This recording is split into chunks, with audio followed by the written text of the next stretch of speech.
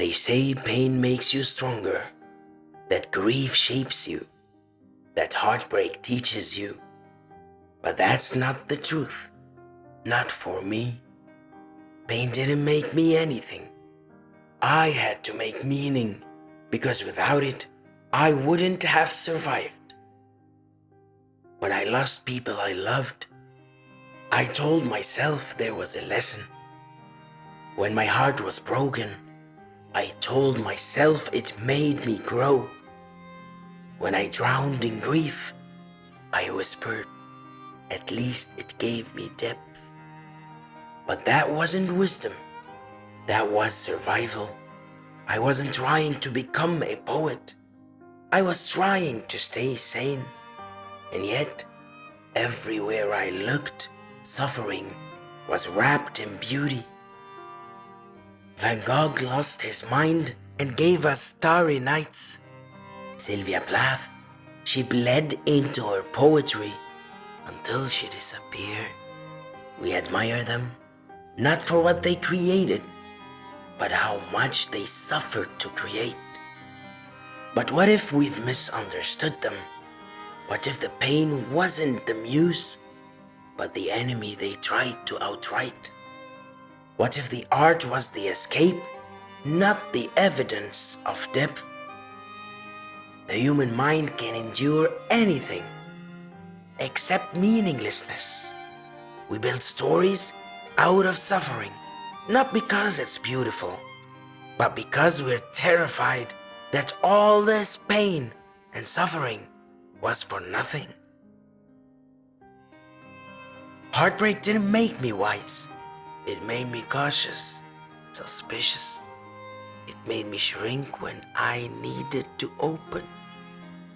You're not just mourning the person. You're mourning the version of you that only existed with them. And unlike a physical wound, there's no visible cast, no socially approved recovery space. So people stop asking, but you're still aching. You ask yourself, they've moved on, so why can't I? It wasn't a death, so why does it feel like one? But I had to tell myself, it changed me for the better, because the alternative was too cruel to swallow. Loss didn't just take people, it rearranges you. Your sense of self, your definition of love, your ability to trust time. You stop believing in the future because the present already betrayed you.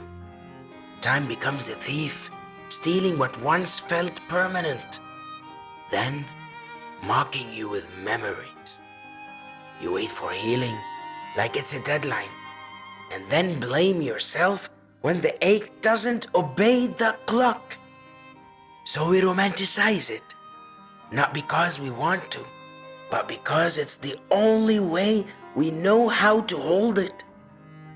We call our suffering transformative, when what we really mean is, please tell me I didn't go through all this for nothing. Tell me there is a meaning behind it all.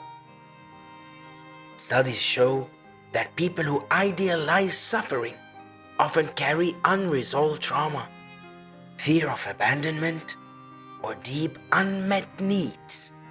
They cling to pain because it's the only part of their story that feels seen, because no one uploaded their joy, but people noticed their sorrow, their flaws. And in that wreckage, you reach for anything that sounds like purpose, even if it's just a lie you need for now. You don't owe anyone a masterpiece built from your suffering. You don't have to turn your wounds into a gallery exhibit. You don't have to make your grief palatable to be heard. Your pain mattered before it became a metaphor. So no, I don't believe pain is poetic. I don't believe grief is noble. I don't believe heartbreak is some divine teacher. But I had to say those things, because if I didn't, I'd be stuck with the raw truth that it hurt, that it kept hurting, kept bleeding, and no one came to save me. So I made it mean something, not because pain is sacred, but because my survival is